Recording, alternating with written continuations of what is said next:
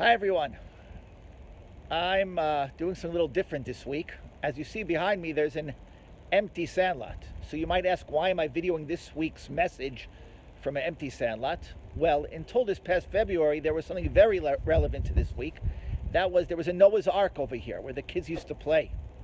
What happened, you might ask? Well, this past February, unfortunately, a Kassam rocket directly hit the Ark and practically destroyed it.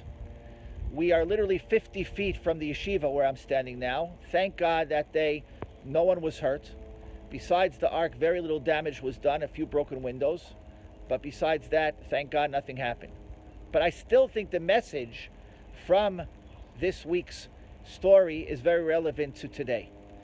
What happened back then?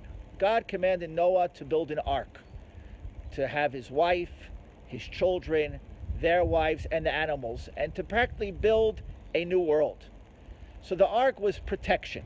Yes, to protect them from the waters, from the flood.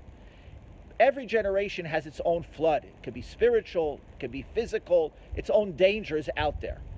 And we don't have an ark, but we have other means of protecting. Back then, the ark didn't just serve as protection physically from the waters, but it also made Noah live up to something. For a year, him and his family and the animals had to all learn to live together.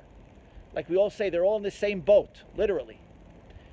The unity between them is what saved them. And only based on that unity can they start another world.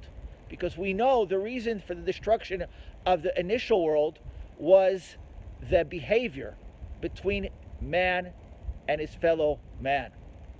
There was definitely a problem with how each other treated each other, stealing from each other, acting immorally with each other. I think this message is true for today also. We have to learn to live together. Even in better times, certainly in times like this where we're going through this year, the COVID, instead of acting together, all we hear about are fights and arguments. The only way we're going to get through this is if we all unite. We all know how to live with each other, get along with each other. So that's my message and my hope and my prayers. Let us all learn to live together. And then we'll be able to get through any danger, any flood out there. Thank you.